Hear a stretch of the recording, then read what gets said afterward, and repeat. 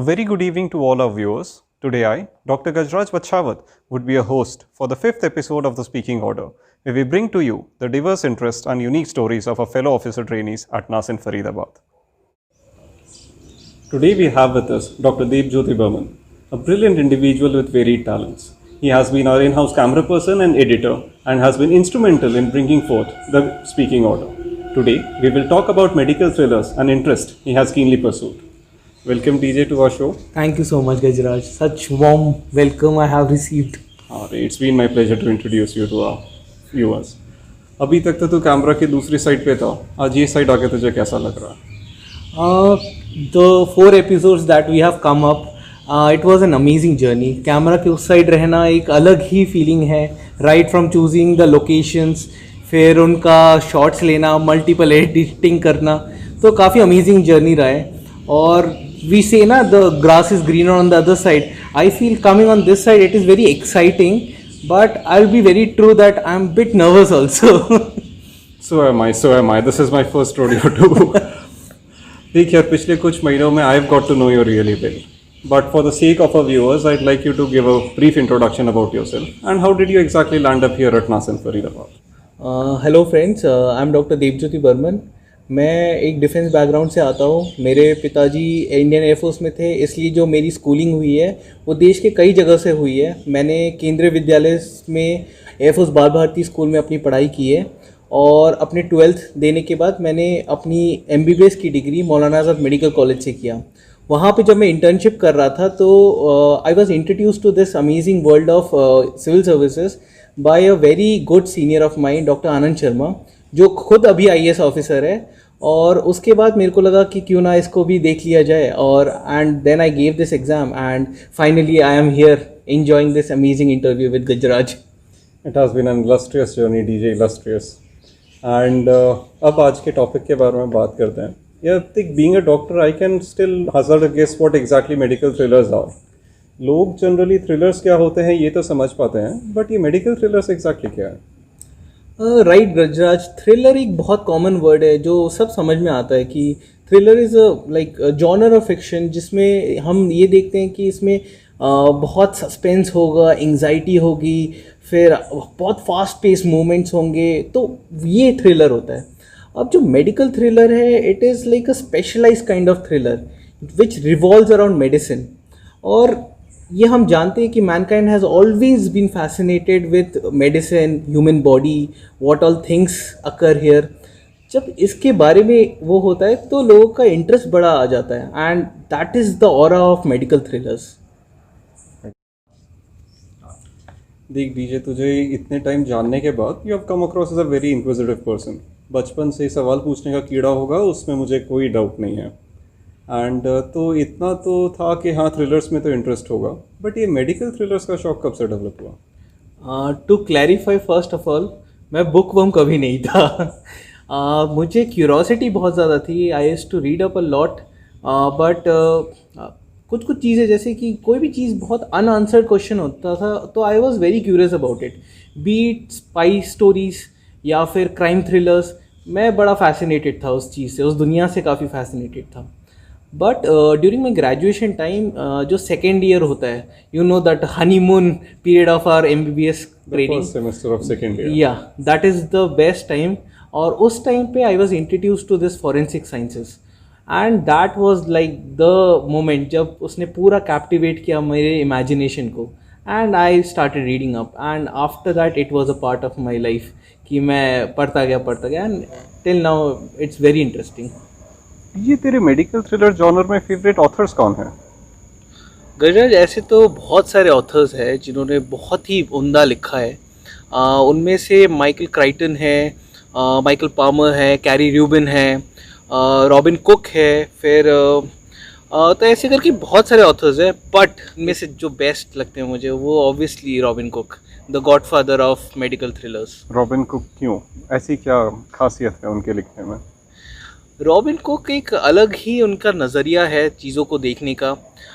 सबसे पहली चीज़ जो उनमें बड़ी ख़ास है, वो जो भी लिखते हैं फ़िक्शन को, वो बिल्कुल डे टू डे लाइफ में जो डॉक्टर के साथ होता है एग्जैक्टली वो होता है. जो हम हॉस्पिटल में एंटर करने से जो हमको दिखता है, ही राइट्स एग्जैक्टली द सेम. और एक चीज़ जो मेरे को बड़ी अच्छी लगती है उनमें, उनकी जो बुक्स होती हैं उनमें जो कैरेक्टर्स का फ्लो है that is very vivid, very smooth, places को बहुत अच्छे से बताते हैं। और एक चीज़ उनमें बिल्कुल जो अपार्ट है बाकी ऑथर्स के, वो जो मेडिकल जार्गन होता है ना, जो हम बहुत लेमैन को समझ में नहीं आता, वो उनको इतने स्मूथली बताते हैं, इतने आराम से एक्सप्लेन करते हैं कि एक नॉन मेडिको भी उसको पढ़ के बड़ा आनंद ले सकता है। So I feel he is like the best one. तो बेसिकली मेडिकल लाइफ छोड़ के सिविल सर्विस में आके रॉबिन कुक पढ़ के you get to relive your experience again what being in an hospital was. True, even a non medico can enjoy that experience of being a doctor. Okay, fantastic. And अभी कुछ तू lately पढ़ रहा है उन मतलब जो उन्होंने लिखा हुआ है which you are finding very interesting? Interestingly अभी रिसेंटली कुछ दिन पहले मैंने एक किताब ख़त्म की है, उस किताब का नाम है क्योर। और I will say that it is a very twisting plot. मैं थोड़ा बता देता हूँ ट्विस्ट, बट मैं पूरा प्लॉट नहीं बताऊँगा, नहीं तो बुक का मज़ा ख़राब हो जाएगा। इसमें क्या होती है कि एक डॉक्टर होती है, डॉक्टर मॉन्टगोमेरी, वो अपनी मैटरनिटी लीव से वापस आती है। और क्योंकि वो इतने दिनों बाद आती है तो इट वाज जो मेडिकल डायरेक्टर होते हैं उनको एक केस देते हैं एकदम सिंपल नॉर्मल ऑटोप्सी का, कि नेचुरल डेथ हुआ है और वो करते हैं। तो कोई भी एग्जामिनर होगा उसको एकदम नेचुरल डेथ करके वो छोड़ देगा। बट यहाँ पे Montgomery is very curious lady, तो जब उस केस को देखती है शी गेट्स फैसिनेटेड कि ये केस कुछ ज़्यादा ही नॉर्मल है, कि ऐसे तो मतलब उसमें कुछ ही पैथोलॉजी नहीं मिली। तो शी गेट्स वेरी इंट्रिग कि यही कैसा है, एंड शी स्टार्ट्स क्विजिंग कि ऐसे क्या। तो bit by bit she solves the puzzle, और एंड में ये पता लगता है कि she is in middle of governments clashing against each other, using gangsters, using yazukas, and it's a completely different plot. Story appears to be really fascinating, really fascinating. You should definitely read I'll it. definitely give a shot. I'll definitely give a shot. यार ये जो medical thrillers है, क्या ये सिर्फ और सिर्फ books तक लिमिटेड है या अपने जो बाकी एंटरटेनमेंट चैनल्स है या आउटलेट्स है उनमें भी इनके बारे में कुछ है? Gajraj, see, medical thrillers have always fascinated writers, thinkers.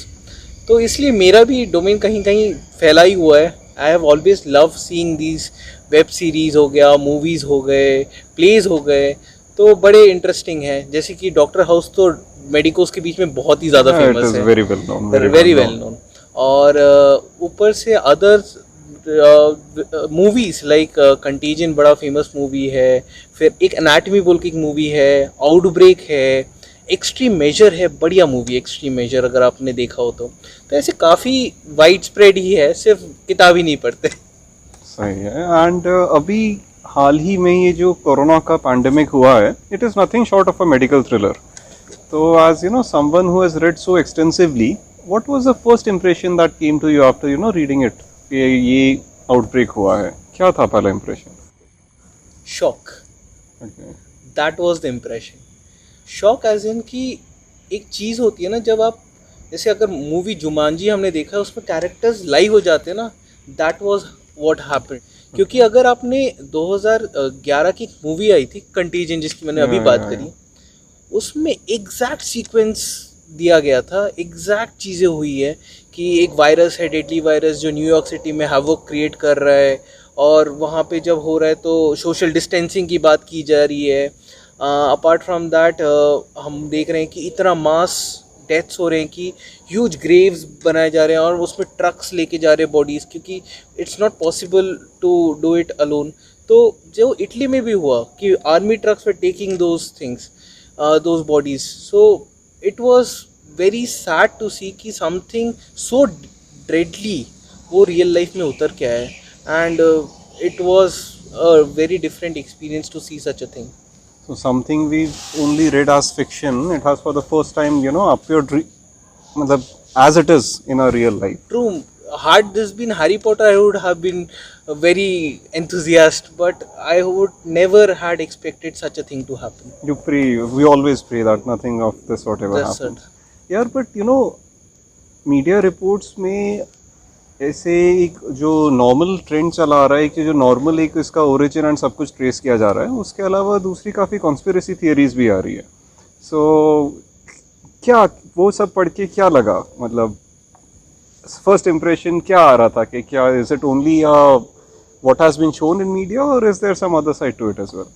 गजराज, कभी भी कोई भी इतने बड़े लेवल पे कोई इवेंट होता है, और ये कोविड-19 तो यार once in a lifetime event है जो it will change the history.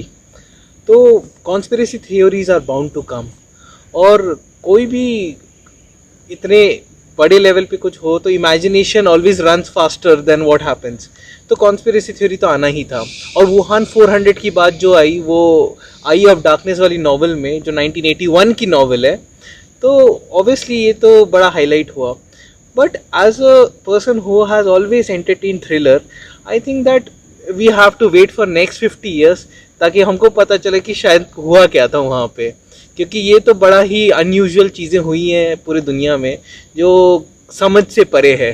तो लेट्स वेट एंड सी कि क्या आता है। मे बी किसी दिन फाइल्स डिक्लासिफाई होगी, we'll maybe come to know something whether there is more to it और not. Exactly exactly, we'll and have to maybe हमारे बच्चे पर मतलब हमारे पोते देखेंगे कि क्या फाइल आएंगे। सही बात यार। तो अभी तक तो अपनी जितनी भी बात हुई ना, सब Hollywood and English TV series, novels, इन सब के बारे में हो रही थी। तो मेडिकल थ्रिलर्स में हिंदी में भी कुछ लिखा जा रहा है, कुछ शोज बन रहे हैं, ऐसा कुछ जिसके बारे में तू बताना चाहेगा? गजराज, अब तो हिंदी में भी बड़ा इसका क्रेज़ आने लग गया है। अगर हम देखें, एक किताब है बॉम्बे फीवर बाई सिदिन बदुकत, काफ़ी बढ़िया किताब लिखी गई है। वहाँ पे बॉम्बे में प्लेग होता है, उससे आउटब्रेक होता है। Though you will be surprise to know he is an IIM person. उन्होंने भी इसमें लिखने का सोचा और it has become a very good book. Apart from that, अब हम देखते हैं कि नई नई टीवी सीरीज़ आ रहे हैं हिंदी में भी काफ़ी, और जो पुराने क्लासिक्स है जैसे ब्योमकेश बख्शी हो गया, फेलुदा हो गया, तो सबको पता है कि medicine plays such a important role in these crime thrillers to bring justice to the victim. तो it has always been there. Obviously forensic के बिना कोई भी मेडिकल थ्रिलर, मतलब कोई भी criminal thrillers, they are there incomplete incomplete, right. And doctor Salunkhe को तो कैसे बोल सकते हैं, मतलब ही इज द दया, कुछ तो गड़बड़ है। गड़बड़ है। सही बात है, सही बात यार। इतने टाइम से ये हॉबी परस्यू कर रहा है, तो what is the one thing और टू थिंग, मतलब what are things which you have really learn from it? Gajraj, obviously medical thrillers have been part of my life for a very long time, और उसमें जो चीज़ें मेरे को ज़्यादा छू गई, एक तो है कि life is very unpredictable, and for any thriller you will understand that yes it is very unpredictable. तो जो ट्विस्ट एंड टर्न्स आते हैं ना लाइफ में, that is true for everybody will face through it. और अपने UPSC जर्नी जैसा twist and turn तो किसी की लाइफ में आ ही नहीं सकता। तो the best thing about to learn from this is perseverance, that no matter what be it, you always stay focused on what you want and be perseverant about it, continue it. At the end you will solve the puzzle. So that is one very important thing. और एक चीज़ जो मैंने सीखा is awareness around yourself. See, there are many characters, चाहे Sherlock Holmes ही ले लेते हैं, it is his awareness around his surrounding which makes him so great. Simple things that makes him great. So I think one should be very aware of his surrounding. उससे ना तो वो अपने life की, अपनी पर्सनालिटी को अच्छा कर सकता है, रादर जान भी सकता है दुनिया के बारे में, और बारीकी से जान सकता है, समझ सकता है, इवॉल्व कर सकता है। So I think these are the things I have learned most. जो तूने अपने इंटरव्यू के शुरुआत में जो क्योर बुक में जो फॉरेंसिक एक्सपर्ट थी, हाँ, Montgomery. something Exactly. because she was aware and she was cautious and deeply involved in what she was doing. Right. Otherwise possible नहीं She was aware and passionate about Passionate thing. about what she That is what is required for anything in life, be it personal or professional. That is true for everything. यार अपना medical जो education का journey रहता है वो भी काफ़ी thrilling रहता है। वो obviously. रोज नए केसेस आते हैं, नए एक्सपीरियंसेस होते हैं। तो तूने जब ग्रेजुएशन किया, इंटर्नशिप किया, तो तेरे लिए सबसे ज़्यादा एक्साइटिंग और मेमोरेबल एक्सपीरियंस क्या था? गजराज, ऑब्वियसली मतलब हर दिन मेडिसिन का एक काइंड ऑफ थ्रिलर ही है। हम इमरजेंसी में घुसते ही लगता है कि पता नहीं केसेस आ रहे हैं, अनसॉल्व मिस्ट्रीज है, कैसे सॉल्व करेंगे, क्या डायग्नोसिस बनेगा, एवरीथिंग इज़ अ थ्रिल। एक केस बड़ा इंटरेस्टिंग रहा है मेरा, और वो भी साइकाट्री डिपार्टमेंट में। तो उसके बारे में थोड़ा बताता हूँ, बड़ा अपने दर्शकों को काफ़ी इंटरेस्टिंग लगेगा। एक बार ये हुआ था कि एक मेल पेशेंट आया था, तो उनको स्लीपिंग का बड़ा प्रॉब्लम हो रहा था, मतलब वो दिन में सो जाते थे, काम करने जा रहे हैं तो सो जा रहे हैं, ड्राइव कर रहे हैं तो सो जा रहे हैं। तो इससे उनकी लाइफ की प्रोडक्टिविटी बहुत ख़राब हो गई थी and he was having constant problem both professionally personally, तो बड़ा प्रॉब्लम हो रहा था। तो जब इनिशियली आए तो हम लोगों को लगा कि कोई सिंड्रोम है, कोई स्लीपिंग डिसऑर्डर है, तो नार्कोलेप्सी की तरफ सोच रहे थे। हमने काफ़ी टेस्ट कराए, ऐसे महीना महीना चलता रहा ऐसे, but after so much we couldn't get anything, हमको कुछ नहीं मिल रहा था, कोई फैमिली हिस्ट्री नहीं, कुछ नहीं, बार बार यही प्रॉब्लम हो रही थी। तो एक दिन ऐसा मैंने और मेरे सीनियर ने हम लोगों ने सोचा कि चलो इनकी बहुत डिटेल हिस्ट्री लेते हैं। तो हमने काफ़ी डिटेल हिस्ट्री ली, तो ये पता चला कि उनकी शादी 2-3 साल पहले ही हुई थी, ठीक है, अरेंज मैरिज था। और उनकी बीवी जो थी वो उनके साथ थोड़ी खफा खफा ही रहती थी, ठीक है। तो हम लोगों को थोड़ा शक हुआ कि क्या हो सकता है ऐसा। तो हमने फिर क्या किया कि हमने उनका ब्लड टेस्ट कराया। हमने सोचा कि क्या पता स्लीपिंग पिल लेते हो, डिप्रेशन हो, ऐसा कुछ सोचा। तो वी वर वेरी शॉक्ड कि उनके जो बॉडी में स्लीपिंग पिल का जो कंसंट्रेशन था वो काफ़ी हाई था, मेडिसिन का कंसंट्रेशन काफ़ी हाई था। तो हम तो बड़े शॉक हो गए। हमने पूछा कि आपको स्लीपिंग मतलब आपको नींद आती है, आप स्लीपिंग टैबलेट्स क्यों ले रहे हैं? तो उन्होंने बोला नहीं, हम मैंने तो कभी नहीं लिया। फिर बाद में हमने और इन्वेस्टिगेट किया तो एंड में ये पता चला कि उनकी जो वाइफ थी वो she didn't like the marriage, उनका कोई और प्रेमी थे, तो इसलिए उन्होंने चाय में उनको स्लीपिंग पिल डालना शुरू कर दिया। एंड जिससे उनको लगता था कि चाय से उनको ताजगी मिलेगी, उसी से उनको और नींद आ जाती थी। Though it was a tragic case, but in the end, I think the man's life has been saved. Otherwise, the man would have been so disgruntled with his life, और वो सोच रहे थे पता नहीं मेरे साथ क्या हो गया। And finally, the medicine could finally help him in that. यार फॉरेंसिक पढ़े हुए तुझे 7 साल तो हो गए होंगे। True, हो गए for 7 साल। सही बात है। आज तेरा एक छोटा सा टेस्ट लिया जाएगा। यार अब टेस्ट फिर से अरे नहीं नहीं नहीं, थोड़ा सा देखते हैं कितना याद है इतने सालों बाद। एक केस दे रहा हूँ तुझे। दो तेरे पास एक डेड बॉडी आती है, ठीक है। एंड सस्पिशन ये है या तो उसकी डेथ ड्राउनिंग से होगी या फिर उसको किल करके उसको एक्चुअली पानी में फेंक दिया था। अब तू एज अ फॉरेंसिक एक्सपर्ट तू कैसे आइडेंटिफाई करेगा कि क्या कॉज था डेथ? अच्छा, बड़ा क्लासिक केस है जो फॉरेंसिक में शायद सभी डॉक्टर ने लिखा होगा। डिफरेंस ये होगा कि जो केस मतलब ड्राउनिंग से हुआ है, मतलब वो ज़िंदा था और फिर ड्राउन होकर डेथ हुई है, तो उसमें पेशेंट कोशिश करेगा कि गैस्प करने का, और कहीं ना कहीं पानी अंदर चली जाती है, तो पानी जाएगा तो उसके साथ मड भी चला जाता है, थोड़े डाइटम्स भी चले जाते हैं, एल्गी वेल्गी चले जाते हैं, तो उसके लंग्स में ये एक चीज़ तो ज़रूर मिलेगी, that means that he has gulped in, ठीक है। वो मरे हुए पेशेंट नहीं कर सकता गल्प, एक डिफरेंस तो ये है। और एक चीज़ बहुत कॉमन होती है फ्रॉदिंग, क्योंकि एयर होता है वो सांस लेने छोड़ने की कोशिश करता है, सर्फेक्टेंट्स होते हैं, तो उसकी वजह से फ्रॉदिंग ज़्यादा होती है।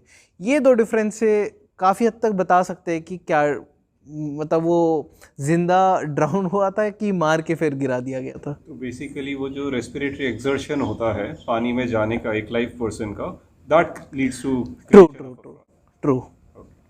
चलो एक सवाल तो सही हुआ।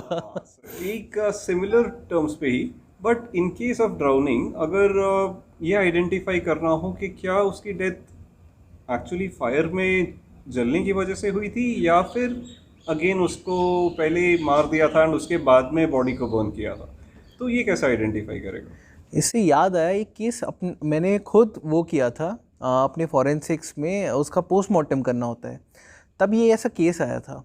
सी मेन डिफरेंस यही होता है कि अगर कोई ज़िंदा है तो कहीं ना कहीं सूट अंदर चला जाता है, जो वो जब कुछ जलता है तो उसकी जो पार्टिकल्स है, कार्बन पार्टिकल्स, वो अंदर चला जाता है, तो आपको लंग्स में वो सब चीज़ें मिल जाएगा जो रेस्पिरेटरी ट्रैक्ट है। बट अगर मरा हुआ इंसान होगा तो उसमें आपको अंदर नहीं मिलेगा। और दूसरा है कि अगर कहीं पे भी जलने का, तो इन्फ्लेमेशन जो है वो एक लाइव बॉडी में ही हो सकता है, कोई मर गया उसके बाद इन्फ्लेमेटरी पार्टिकल्स काम ही नहीं करेंगे।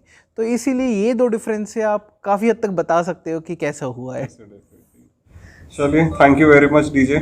आज आपने अपना एक्सपीरियंस शेयर किया, अपने हॉबी के बारे में सबको बताया, उसके लिए बहुत बहुत धन्यवाद। आई गेस व्यूअर्स भी ये सब जान के बड़ा सैटिस्फाइड फील कर रहे होंगे कि I hope they have enjoyed this also, they have enjoyed after a long time, क्योंकि शायरी वायरी, सलमान सर के शायरी के बाद थ्रिलर अलग ही मज़ा आया होगा। देखते हैं कैसे लगता है उन्हें। With this, we come to the conclusion of our 5th episode. And in the next episode, we'll have Yognik Baghel, who will talk about the art of perfumery and the fascinating world of fragrances. Bye bye, see you then.